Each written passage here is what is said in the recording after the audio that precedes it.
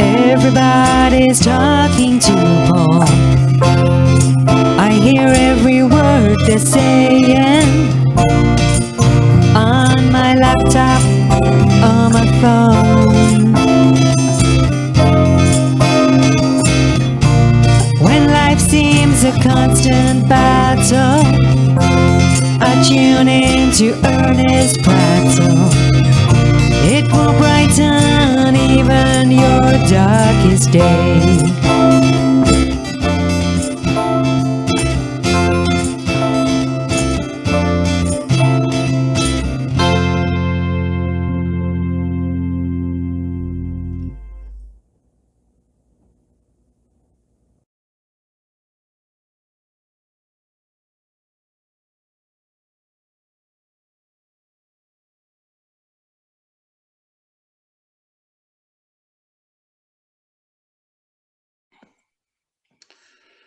Hello, a massive Earnest Prattle warm welcome to the lovely Keeley Moss. How are you, Hello, Keeley? I'm good, thank you. So it's honestly a massive pleasure to get to talk to you tonight, Keeley. I've got so much stuff to ask you about, but the first stuff, what I like to do is just to get a wee bit of background about who you are as an individual. So just going back from like your younger life, where are you from and what have you done in your life up to this point, sort of thing? Okay, well, I'm from Dublin, in Ireland. I always have to kind of say that because I know that there are a number of other Dublins around the world. There are several Dublins in America, for instance, although I suppose you could tell from my lack of an American accent that I'm not from any of the Dublins in America. I'm Irish, although I don't have that strong an Irish accent, perhaps. I think you do. Oh, do you really? Oh, I good. do, yes. Oh, that's nice to hear. Yeah, it's I'm from Dublin. I have been a musician all my life, an artist, songwriter, guitarist, singer. But broadly speaking, a musician and a writer.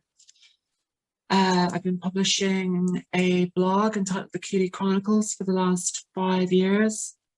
And I just recently began releasing music under my own name, Keeley, having previously been in various bands and had various different roles in Just going back a wee bit, Keeley, I mean, I do want to ask you about the blog, which is a massive part of your life. I hear previously you was a librarian. That's right, yes. Well, I worked for a couple of years in a library, a lovely place, the oldest library in Ireland, actually. In fact, I think it's one of the oldest libraries in Europe. It was 300 years old. So what did you like to read? Well, I've always felt drawn to the deep end when it comes to subject matter. So ever since I was a child, I've had a real passion for true crime and for non-fiction. I would read predominantly non-fiction. I just love reality and the story of real people's lives and things that have happened to them. And particularly in relation to the music business and in relation to bands and in relation to the subject of true crime. They would be my two central passions in life. My two central interests would be true crime and music. And through that, I found my I suppose my kind of spiritual calling, which is the case of... Well, I'm glad you said the word passion. Yeah. Because it's so easy to see that music and what you vlog about, your subject matter, you're so passionate. And I asked you specifically about the librarian and about your reading matter, because I knew you was going to mention crime and that genre because of the subject of your blog, which is it a young lady called Inga Maria Hauser, if I'm right? Inga Maria Hauser. So, can you tell me a little bit about Inga Maria Hauser and that? How did you come about that, Keeley? Well, what happened was, at the time I was working in this library, on my way to work every day, I would read, I would bring a book with me to read. And there was a book entitled Missing Presumed that I was reading at that time. And it was the memoir of a man named Alan Bailey, who was the national coordinator for Operation Trace. And Operation Trace was a think tank devised by An Garda Síochána, which is the Irish police service, in order to try and establish links between 6 very high-profile, significant missing person cases involving young females in the Republic of Ireland that had occurred from 1993 up until 1998. And there were 6 primary cases, and the names of those missing people, they're still officially missing people, but they are believed to have been murdered. The police have long concluded that these women did not disappear of their own volition.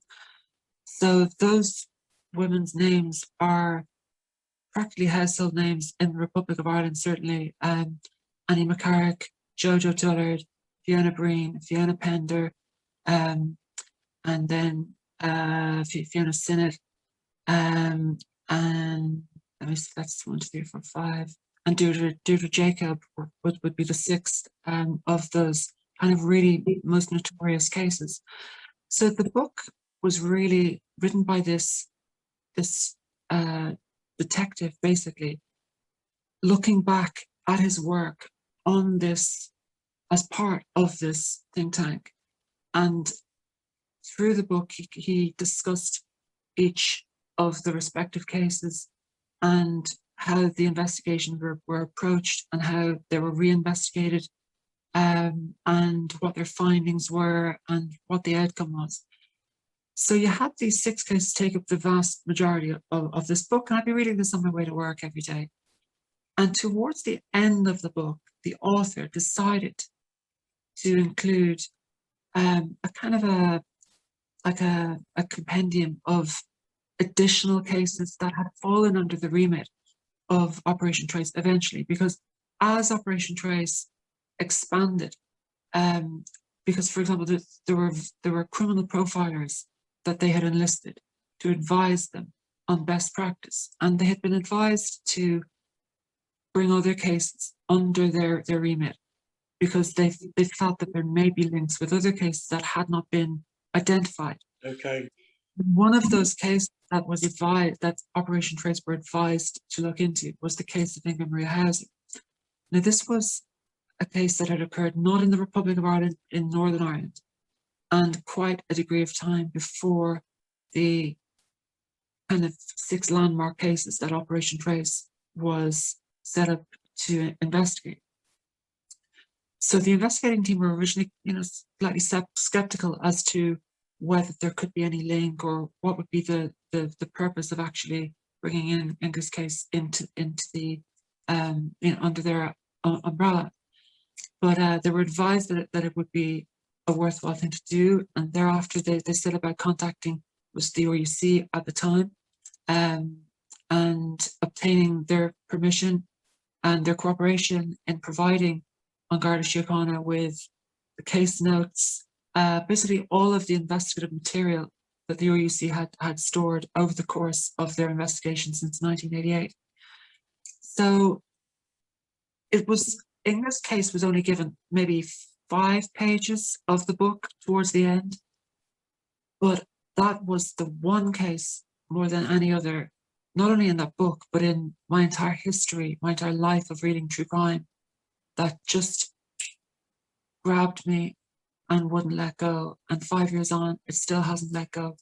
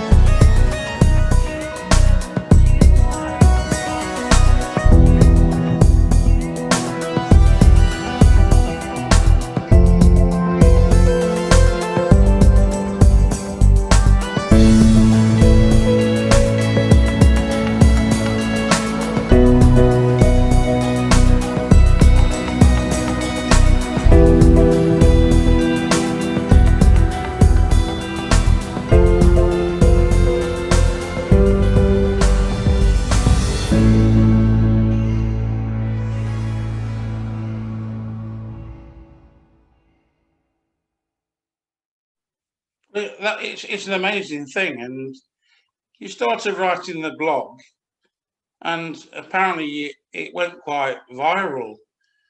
And On the flip. I mean, have you roped in some contributors to help since then? Because there's a lot of information in there, and I mean, I don't even know how you find the time to do it all. Looking at it, I know. Well, I think, generally blogs are quite, they can be quite piecemeal, and they can be quite scant, in how they're constructed. And sometimes that can be a really good thing because people, have limited time. But I just felt that this was such a landmark case, and and I just felt instinctively and emotionally that it was so worthy of the deepest possible immersion. I didn't want to be clear. I didn't want to just write because at this time there was no critical study. There's been no book on Inga's case still. There's been no series, but there was nothing really other than scattered tabloid articles and one very short, 1-page long blog piece online. There was nothing else, and certainly nothing that would tell you who Inga really was, what kind of person she was, why was she where she was. All of these things fascinated me when I first chanced upon Inga's story, because I felt I just felt so. I went to bed that night having read about her story for the first time that day. And I always sleep really soundly at night. I don't wake up. Once I go to sleep, I'm out of the count until I wake up. you lucky thing. But that night was different. Yeah. I woke up in the middle of the night crying, which is that just doesn't happen to me. And it was after that was the spearhead for me to go. And especially after weeks had gone on, I couldn't get this person in this case out of my mind. And I thought, well, I'll try and write a blog, which I'd never done at that point, or up to that point. So I began to write what would be my first blog, but I realized that in order to really do it justice, I would have to, I felt I owed it to Inga's memory to properly research and document this story of what happened to her, and to try as much as I could to gather all of the very disparate details and facts and myths and try and assemble out of that a resource that would be a sort of a repository of information where it was almost like, I'm hesitant to use the expression one-stop shop because that makes it sound like something quite trivial, and it's the opposite of trivial. In this case, incredibly profound, incredibly immersive, and incredibly emotional, and incredibly complex. But I just felt I wanted to create something. It's just like that. Then when you feel passion about something or someone, you feel moved to do something. And at that time, I didn't know what I could do. I mean, I'm a musician. That is my, that's where my skills essentially are. But I wanted to try and use my ability with writing and to try and deploy that, and to try and throw everything at this, everything that I could kind of muster. So I began writing this blog. It took me 4 months to research and write what became part 1. I published part 1 online, and it went viral the very first day, to my astonishment, because I had been mentioning Inga's name to people in Dublin for the duration of those 4 months, and no one had heard of her. And at that time in 2016, when I started the Chronicles, it had been 5 years since the last fresh media report on Inga's case. So it was essentially, the case appeared to be dead. There was nothing in the media for 5 years. No one I mentioned to her had heard of her. So I just assumed, well, this is just something that I'm interested in, and I'm just going to put it online. It never really occurred to me that there even could be a reaction. It genuinely never occurred to me. I'd never done anything before that had gone viral, so it didn't even occur to me that it could. I put it up on Facebook. I put one link on Facebook. I didn't make any, you often hear when something goes viral, that there might be a team or Yeah. PR firm. There was nothing like that with me. I put one link up on my own Facebook page, and I tagged a friend of mine who lives in Belfast, and his friends saw that link, and their friends saw that link, and and I went off to work that day, and I thought to myself, well, if 3 or 4 people read it by the end of the first day, that might be nice. And I switched on my phone about halfway through my shift, and I'll never forget this.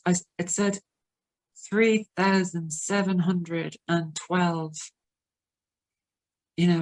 people had already read it, and I was like, I couldn't believe it, because I put no effort into it going viral. I had just written it and put it up online, and that's when I realized, whoa. And obviously, in the aftermath of that, I was besieged by emails from people, who had remembered Inga's case, or who had forgotten Inga's case, and it had been triggered by the memory of seeing someone having shared the first part of the Chronicles online, or it just became this kind of all engulfing inferno that was just, thrusting through my life and social media. And I love how you, I know obviously it resonates with people. It's a very emotional thing you write about. And I love how you incorporate the music into that. And Thank you. I mean, the old vlog starts with a musical quote. I wanted to say that to you tonight, but we've obviously worried about copyright issues. I did get asked for permission. So this then leads into your music. Yeah.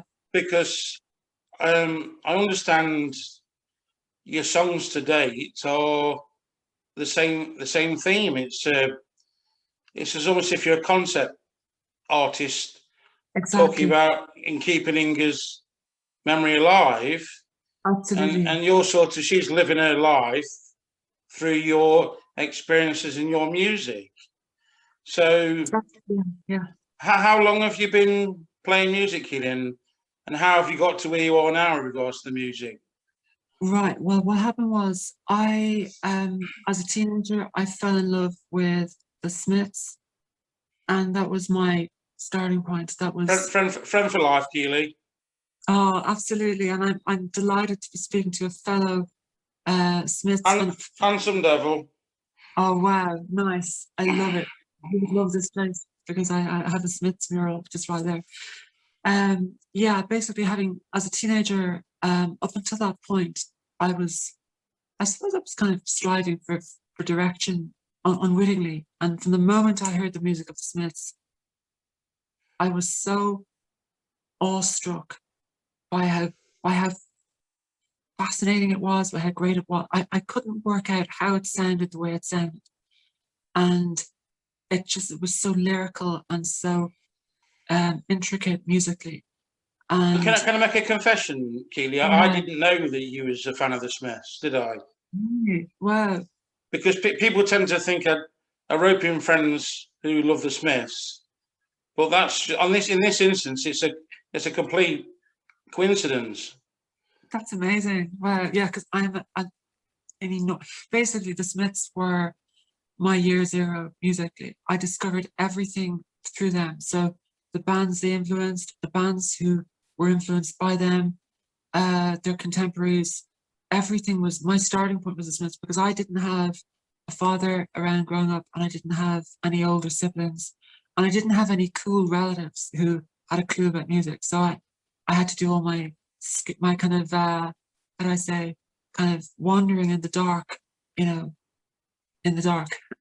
So it was kind of from that moment, and thereafter they became, and I think this is the case for so many people, that the Smiths have meant so much to, and they've been such a life-changing force, because, my teenage years were a very harrowing, incredibly alienating time of utter friendlessness. And I was moving house constantly. I had a very unsettled family situation. I think I'd moved, by the time I was 18, I'd moved 15 times. That's not good for anybody.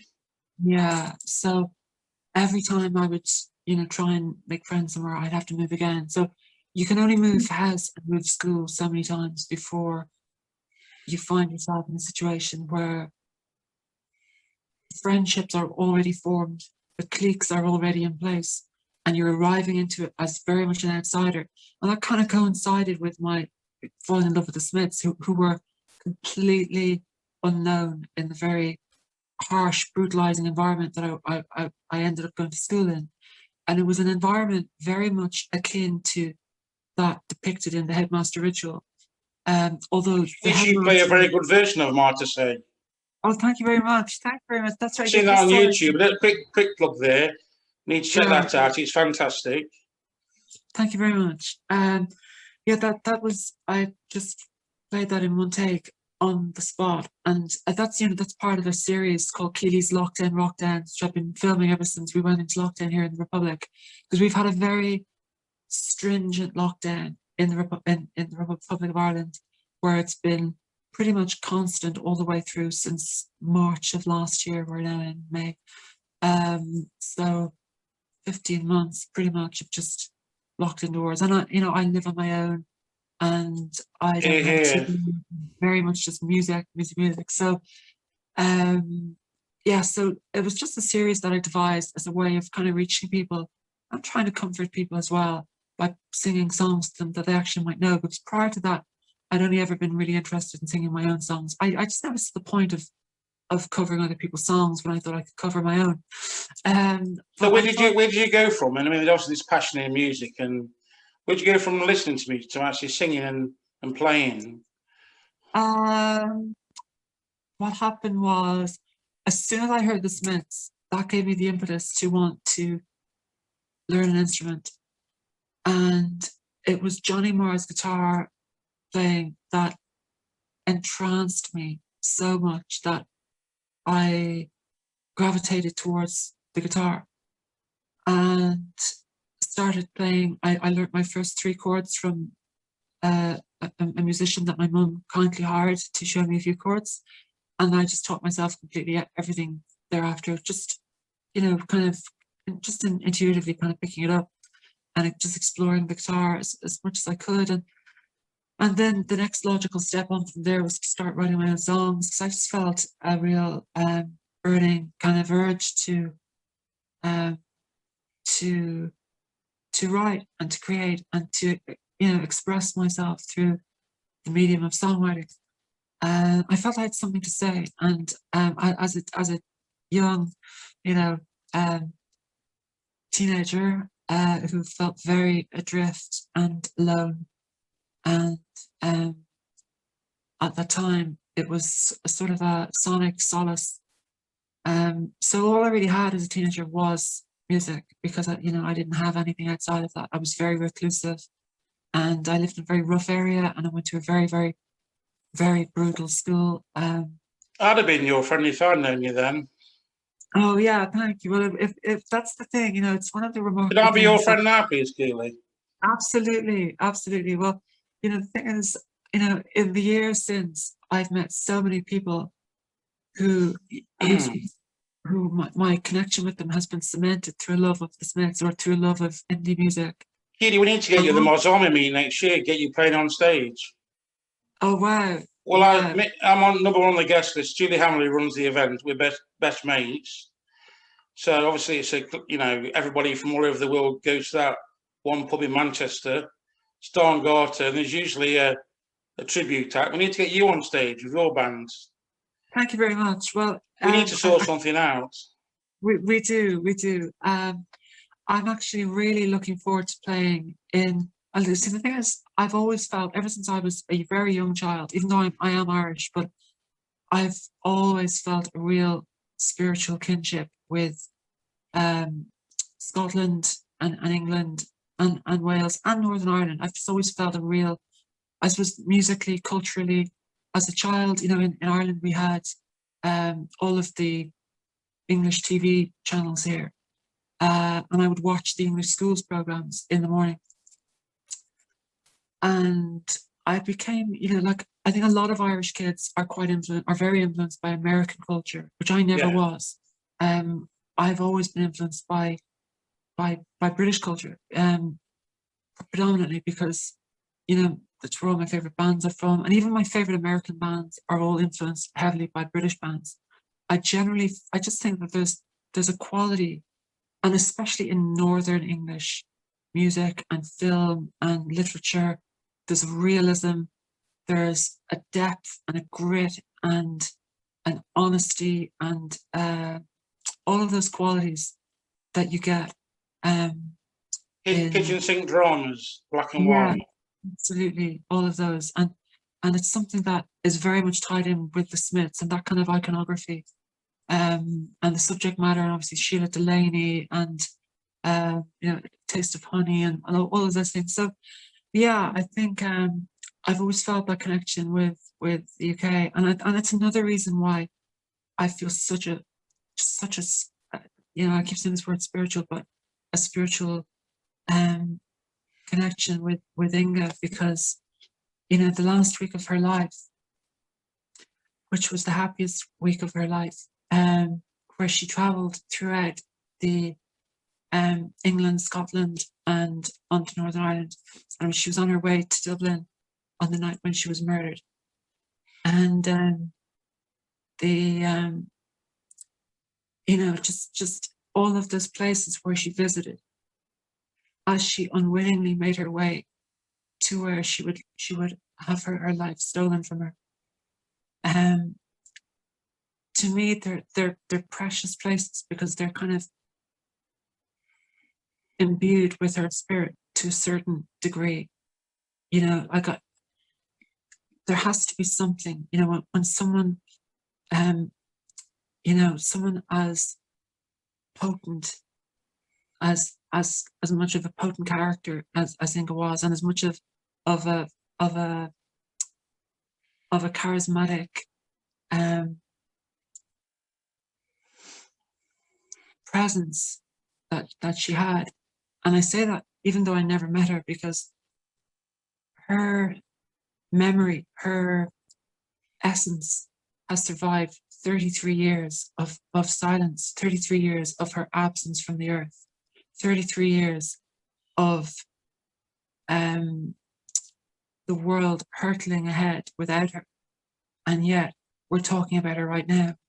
She's, you know, that's why one of the songs that I've written about her is called, it's actually going to be my next single. It's a song called Never Here, Always There, because she's never here, but she's always there. It's like, you know, I look and you can't see it from where the screen is positioned, but right in front of me, there's photos of her and a painting of her.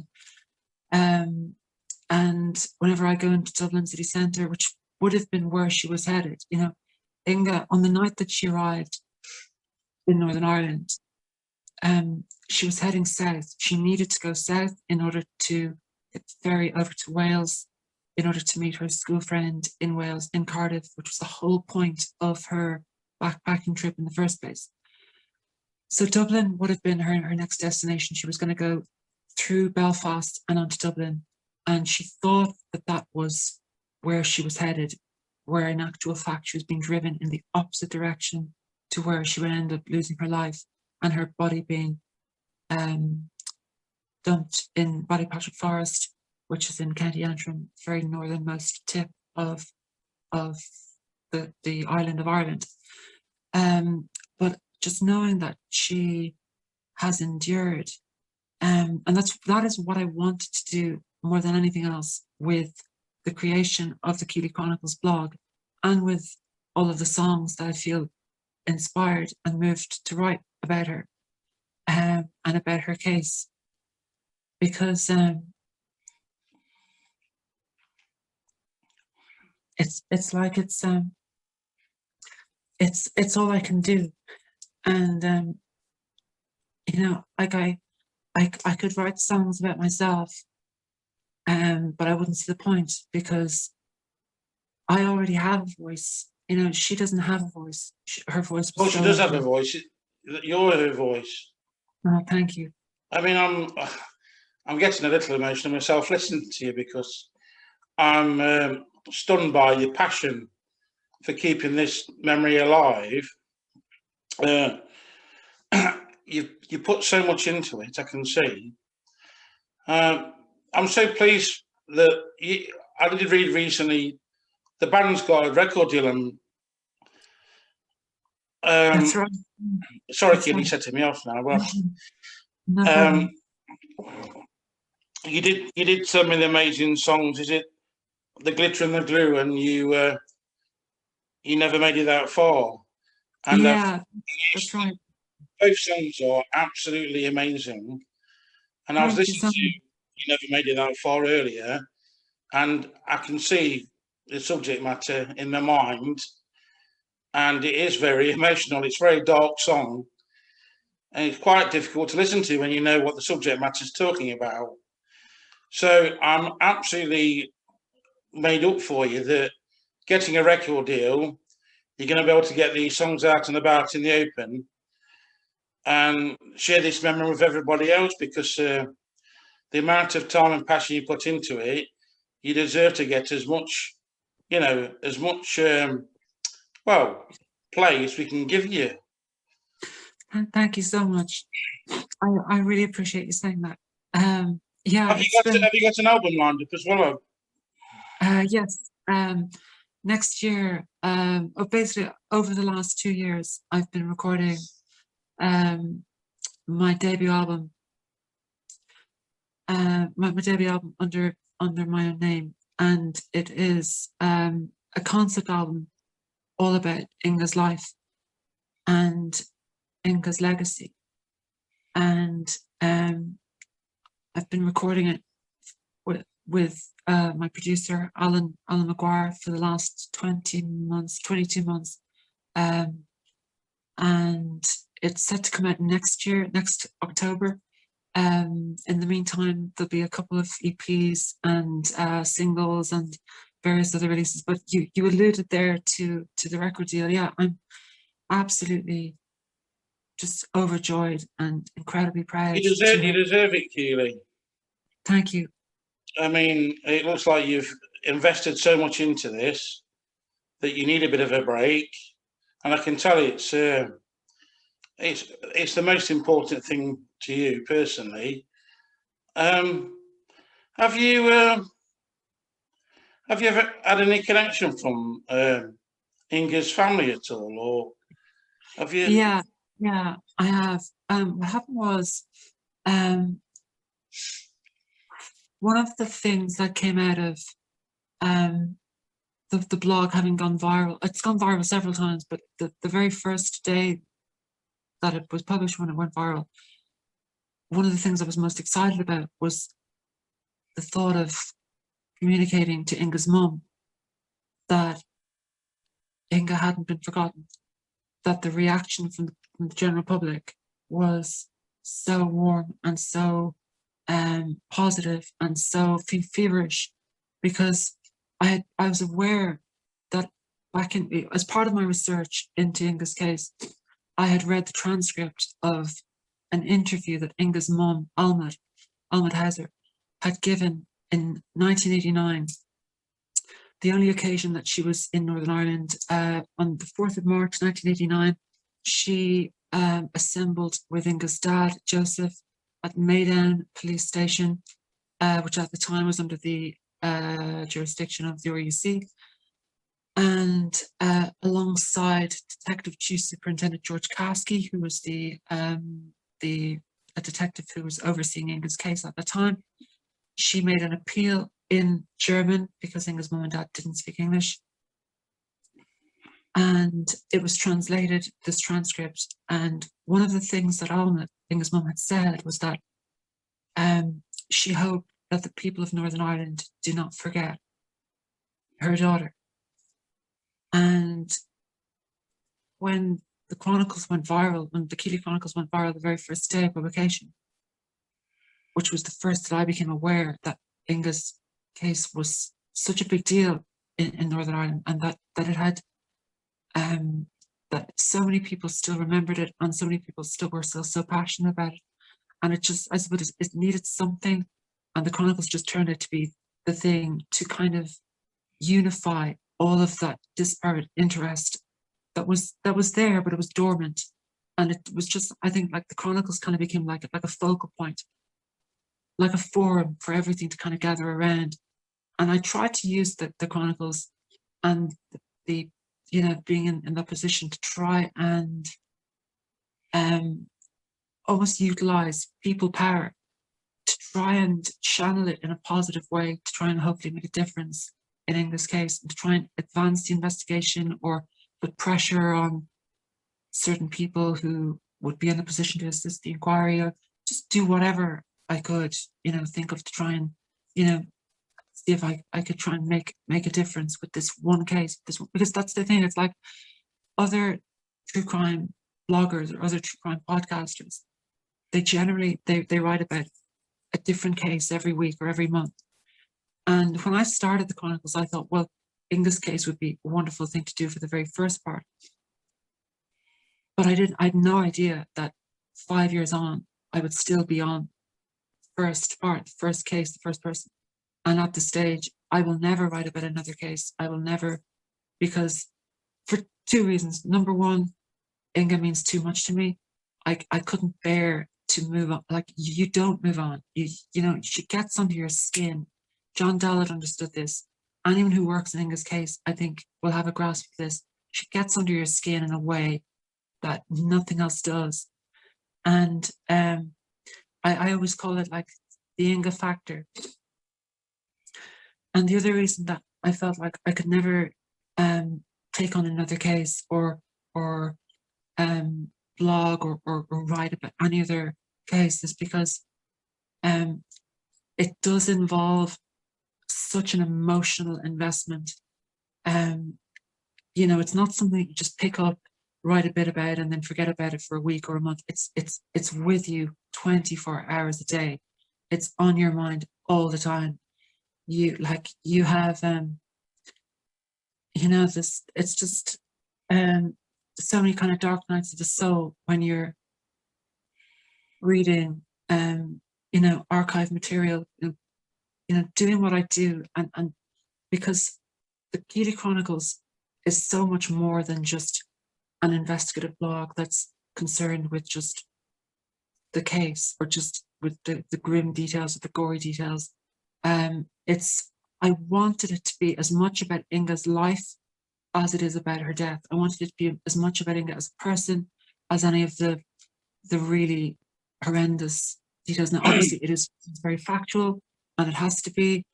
And there is obviously a lot that relates to the investigation and a lot that pertains to trying to advance the investigative side of the case. But also, I just think it was so, the thing that most interested me at the very start was Inga as a person. But there was no way for me to find out who she was, because at that time, who could you ask? There was no outlet. There was no, you know, newspapers, the press generally were just, they, over the years, they had really referred to Inga in very broad terms. They would refer to her as a backpacker or a hitchhiker, which she never was, just that German backpacker, or, you know, and there was nothing else to indicate what was she interested in, what were her passions, what was she doing in Stranraer, you know, this is the kind of thing. So I endeavored to try and find out as much as I could about her. So that's one of the things, you know, having assembled, you know, an archive of postcards that Inga wrote and things that she said, and through that I can try and, as much as I can, bring her to life in the course of my work, and in the installments of the Keeley Chronicles and in my songs, which I kind of see in a way as being her songs, because she was a musician too. And that's one of the things that I learned, and I was able to kind of communicate through the Chronicles, that she was a musician, she was an artist, and she loved music, and she was a guitar player, and very communicative person, a very warm, open, mischievous, funny person, lively, and all of those qualities which were eradicated, or which were rendered silent, rendered null and void by her killers. but I'm determined that those qualities will live on. And I'm just one person. I'm just one artist. I'm just one person in the world. But if I can do that, even if I could do nothing else in life, if I can make that kind of try and make that difference with one person, with one case, with one cause, then to me that is worth doing. And I'd rather do that and put all my energy into that one area, that one case, one person, even if it means ignoring everything else in life. And just, I'm perfectly happy to do that. I'm that determined, I'm that focused, I'm that committed.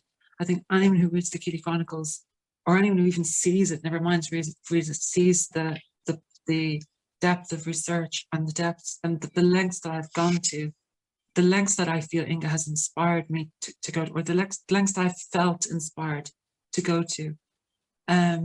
We'll see that I've got a new purpose in life now, Keeley, because after talking to you tonight and realise how emotional this gets you, I need to come and deliver a big Paul hug. Bugger social distancing. I'm going to come to Ireland and give you a big cuddle next time I get the opportunity. Thank you so much.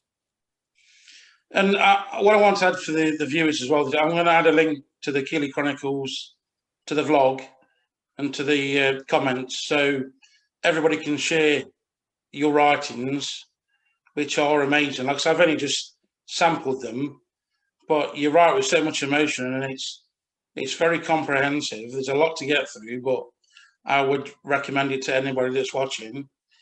Thank you. In relation to the music, Keeley, so we've had a year of lockdown. How has that made things for you, regards to the band and trying to get yourself out and about? Yeah, that's a really good question. Well, the thing about that is that lockdown, I think, has had a very significant impact on my own particular musical world, because I had spent 3 years trying to form a band after the demise of my previous band, and I had literally just managed to put this band together, and we had rehearsed for 3 months. We played our very first gig, and 3 days later, everything ended. The lockdowns were, commenced, and we haven't been able to play live since, 15 months on. So lockdown has been prevalent throughout the entirety, pretty much, of my band's lifespan. And yet, despite that, it's been such a transformative year, because only in October, initially after March 2020, which I was ready to release the first single, Last Words, then. But what happened was, I was so uncertain about how to approach releasing music in a pandemic scenario, when it wasn't possible to play live, and it wasn't possible to schedule a launch gig or build any live events around the release of material, that I had put it on hold for 6 months. And eventually, and I was putting it on hold in the hope that lockdown would come to an end and COVID would be eradicated somehow, but it never quite happened. We never quite came out of lockdown. So in October of 2020, I just decided to bite the bullet and go for it. And I released the first single, Last Words, and it just has had, it got instant airplay in Ireland and also further afield, in America and Canada and some parts of the UK as well. And that went on for about 4 months, just constantly airplay. Can I just say, the fantastic first single that was, Last Words. British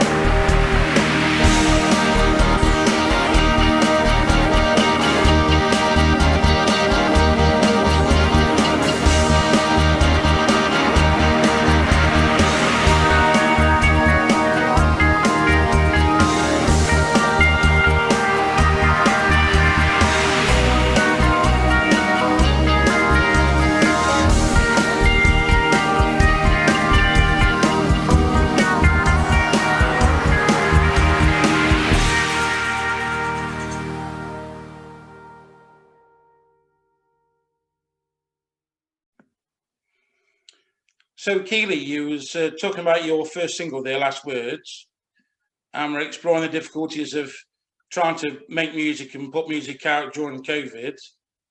Yeah. So do you want to expand on that? What's come next for you, Keeley?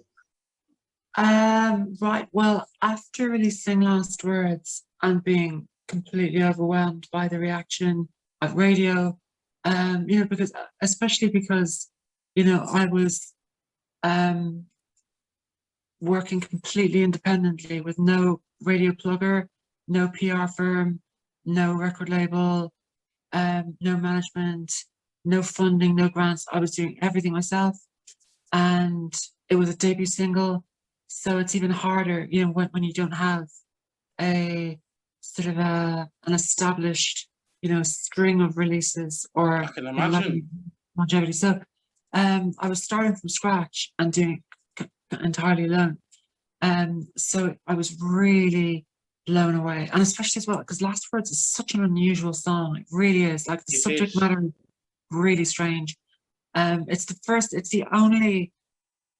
I mean, Inga's is the only case of its kind, but what I do is there's no other musician and songwriter that writes exclusively for and about a murder victim. You're unique, Keeley. Thank you. Thank you. They broke the mold with you, Keeley. The mold, yeah, they broke a few other things. So what happened was, and also musically, it's so unusual because it's quite hard to pigeonhole Last Words. I see it as being kind of a composite or a kind of a fusion of krautrock, and because it has a kind of a motoric rhythm that the krautrock music has.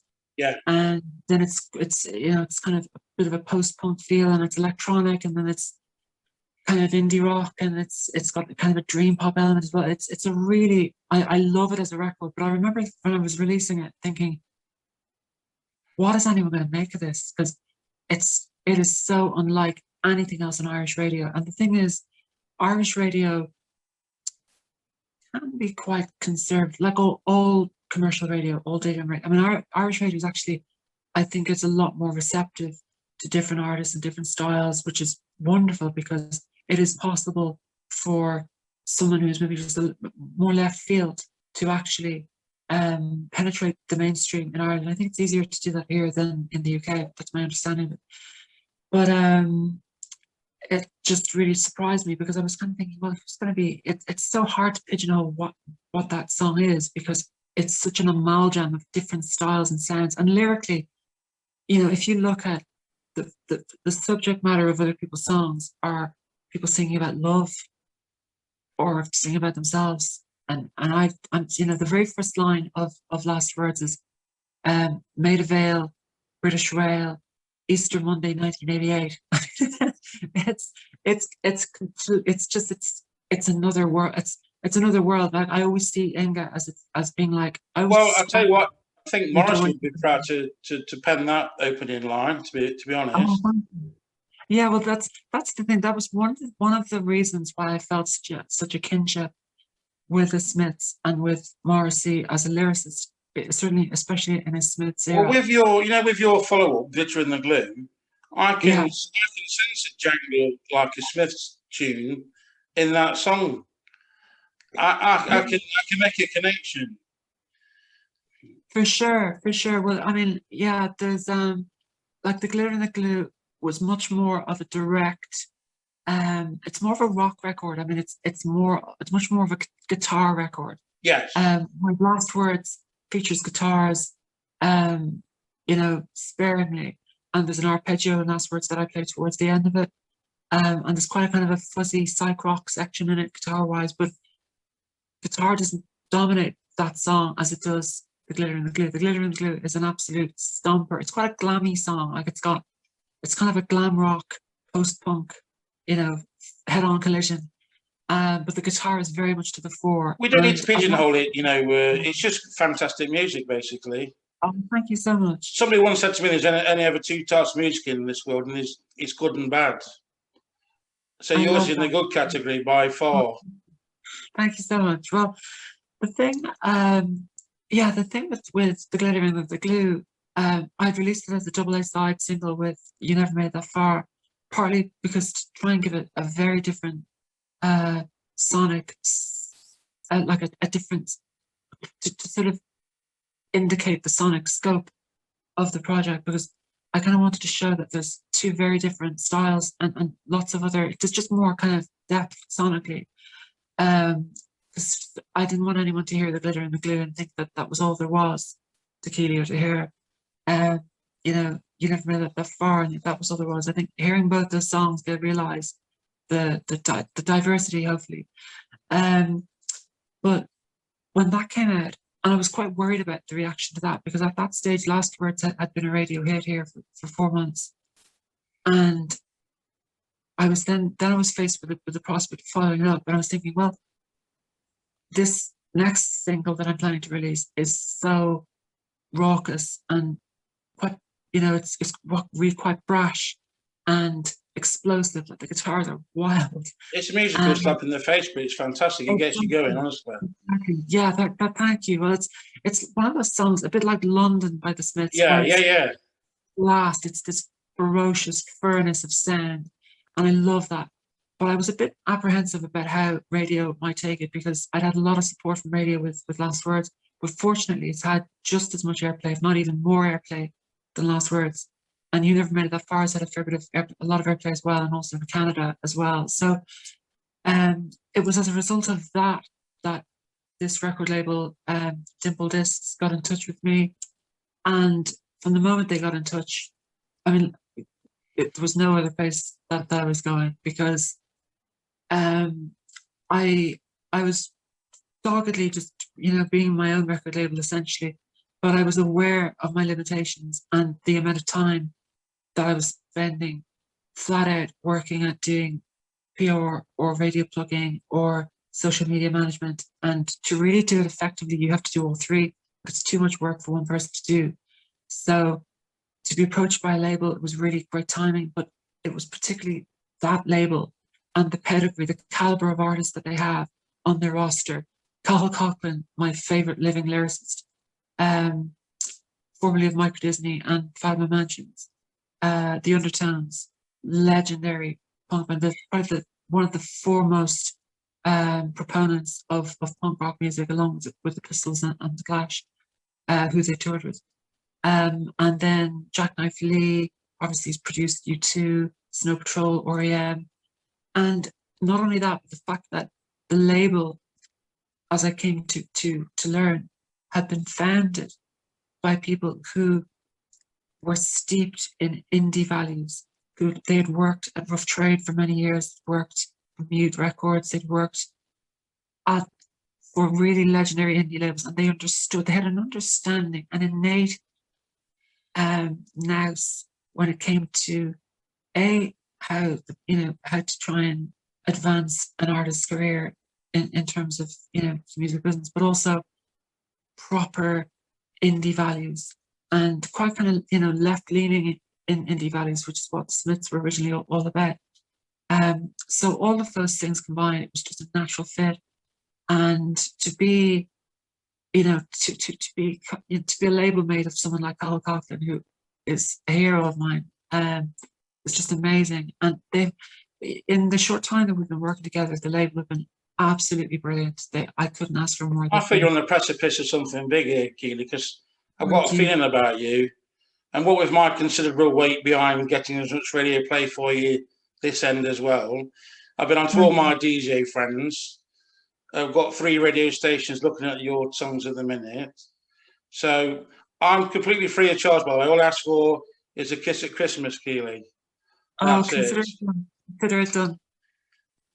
I'm not cheeky daft at all, but so how do you go about making a video in lockdown?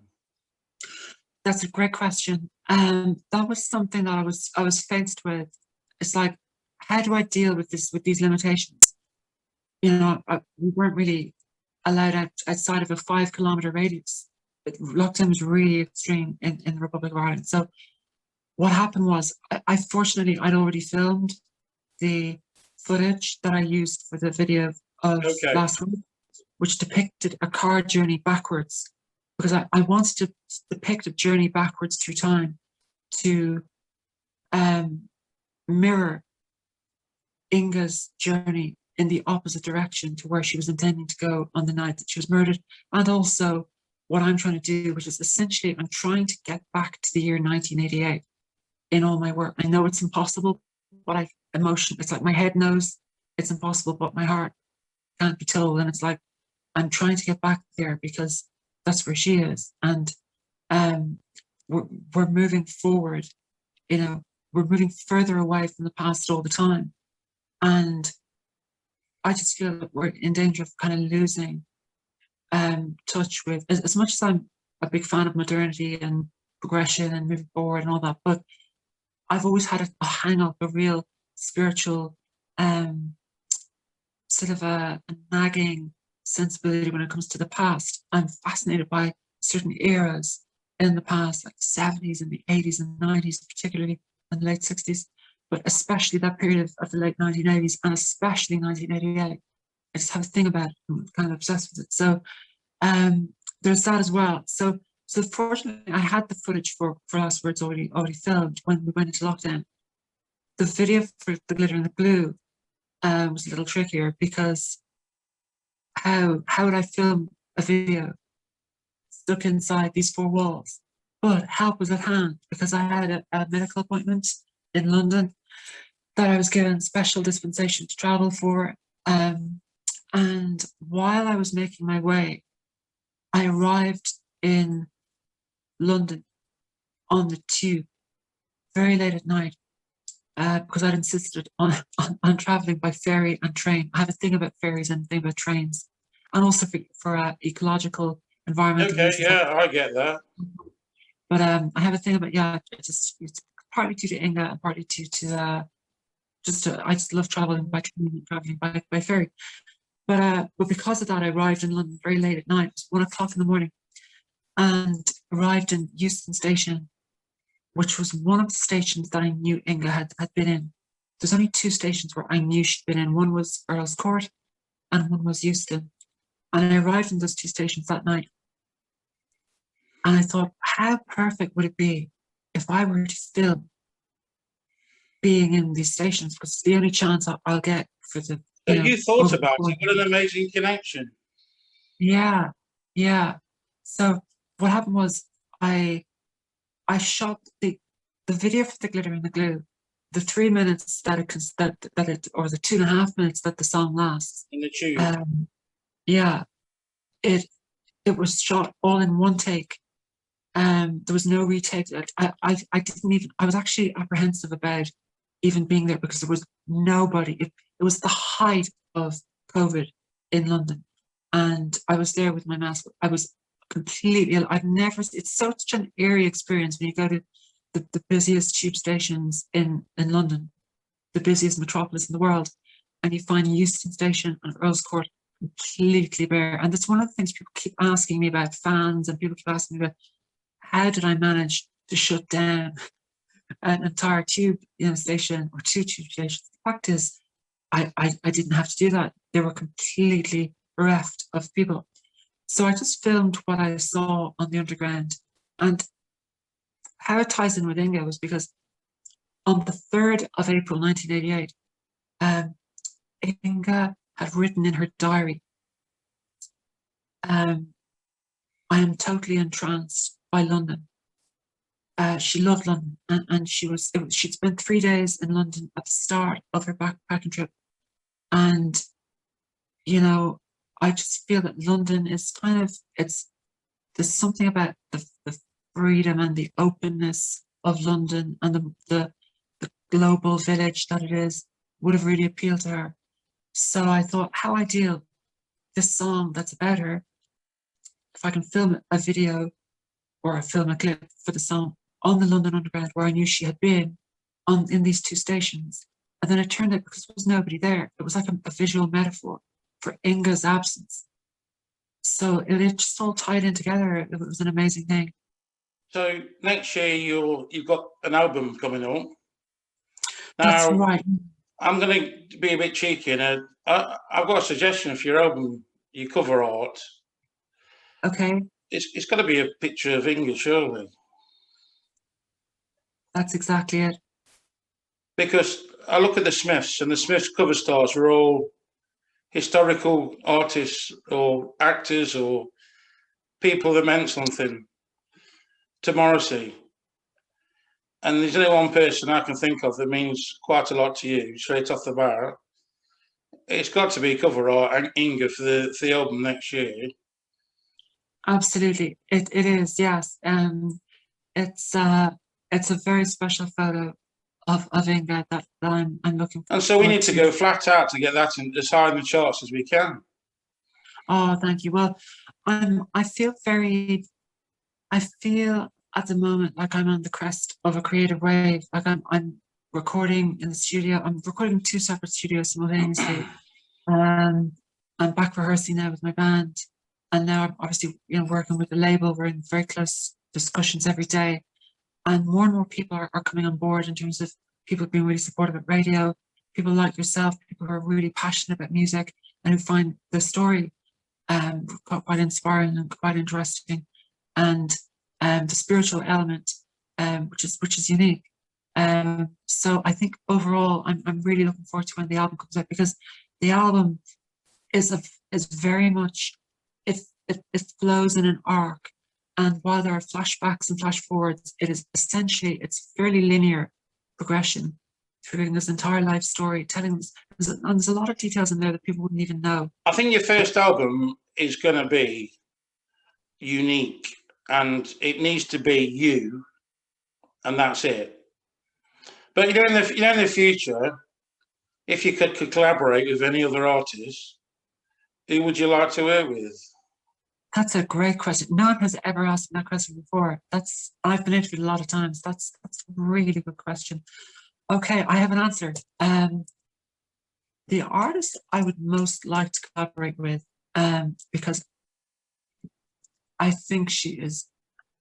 I suppose there's two artists I'd love to collaborate with. Can I pick 2? One is a guy. You could pick 2, definitely. Yes.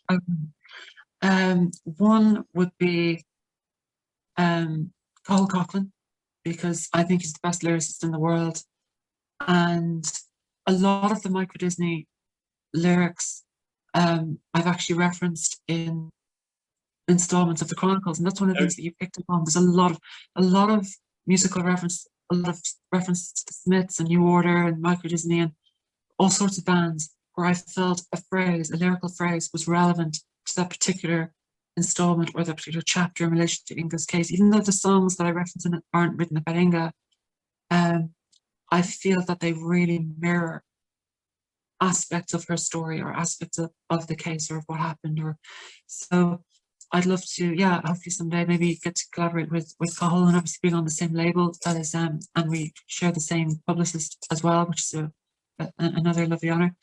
And then the other artist that I would actually really love to work with is an artist by the name of Holly McPhee. Have you heard of Holly McPhee? I haven't, as a matter of fact. I think she is incredible. She's a country singer, an old country singer. Okay. She's just after releasing her second album, and every time I hear one of her songs, I start crying, which on first listen is really quite something, Every time she puts a single out, she just released a new single today, actually, called Not the Girl. It's amazing. Her previous single, Be My Friend, it was amazing. Previous single before that, Little Lonely Heart, that was amazing. The song on her first album, Heartbreak Blues, which is one of the greatest songs I've ever heard in my life. So I just think she is, her voice and her talent, and she's not that well known. She has a deal. I tell you who she's signed to. She's signed to a very cool label, actually, Bella Union, which was founded by Simon Raymond from the Cocteau Twins. Okay. He signed her to Bella Union, and Tony Visconti produced at least part of her new album. So like Bowie and Mark Bolan's producer, Tony Visconti. Well, Tony Visconti with Morrissey as well, didn't he? That's right. He produced Ringleader of the Tormentors. That's right. Correct. Did he produce I'm not sure if he produced Years of Refusal. I think that was the other fellow. That was what's the name of the guy. He did a couple of songs with Morris as well, off that was like Scandinavian and stuff like that. Yes, Art Hands and those songs. Yeah. Yeah. Yeah. Which is, I mean, have you ever seen Morrissey live? I have. I've seen Morrissey live a bunch of times. I think I've seen him 4 or 5 times live. I saw actually one of the very first, the second gig I ever saw in my life. As a kid, was Morrissey opening for David Bowie. Oh, that's amazing. Yeah. Too jealous. And it was, yeah, well, the thing, I was too young at the time to know any of David Bowie's music. I was a massive Smiths fan, but I hadn't heard any Bowie records at that stage because I was only starting to get into music. But Morrissey left that tour in high dudgeon, so he only did a few dates, handful of dates, and Dublin was one of the first dates of the tour. So I was very lucky that I saw, you know, the earlier dates of the tour, so I actually got to see Morrissey. But I've seen him play. I've seen Johnny Marr a bunch of times as well. And I think have you seen Johnny Marr live? I haven't. Oh, I need to, but I haven't as yet. he's- Me, ironically, the last concert I went to before the lockdown was on my birthday in 2020, and it was my 12th Morrissey gig at Leeds. And I took my boy, Paul Jr. It was his first. So it was my 12th and his first Morrissey gig, and he thought he was fantastic. Wow. And he's now a massive Smiths fan. So I'm very proud of him, bless him. Oh, that's really great. You know, when you're talking about collaborations, ironically, about 2 or 3 vlogs ago, I spoke to a Los Angeles rapper called Nadira X. And she's quite an individual character. She worked with Annie Lennox and Dave Stewart from the Eurythmics. And I'd love you two to work together. I think that would be amazing. Wow, I'm gonna mention you to her. Well, when next time I talk to her, I'm gonna tell her all about you. Thank you. Because you are a unique individual, and I think you're going places. Thank you very much. I want you to do me a favour. You know, when you do release the album next year, can we do another vlog before the album goes out? Absolutely, I'd be delighted to. Because I think I need to promote this as much as I can. I feel like I've got an emotional connection due to the fact that you put so much heart and soul into what you do. I just feel obliged that you need to be rewarded for all the emotional, you know, input. It's tonight. I've laughed with you, I've cried with you, and I've felt the passion with you, and it's just an amazing story you've brought to everybody's attention, which without you being around, it could have just faded into dust. So thank you for bringing it to life and living that life that you've lived. It's been amazing. Thank you so much, Paul. I really appreciate that. Normally, as a nice little sign off to my vlogs, I get my guests to say hello to my mother. And my mum's name is Anne, so I was wondering if you send my mum a greeting, please, Keeley, if that's all right. Absolutely, I'd be happy to. Hello, Anne. It's been an absolute pleasure to speak with your lovely son, Paul, and very honoured that I could appear on his show and on his podcast even, which is the show. And I hope you're doing well, and thank you for watching. So that just leads me to wrap it up. But like I say, there's never enough hours in a day, Keeley. I want to speak to you forever. So we will have to catch up at some point in the future. Definitely. Best of luck with all the music, and I hope to see you playing live at some point.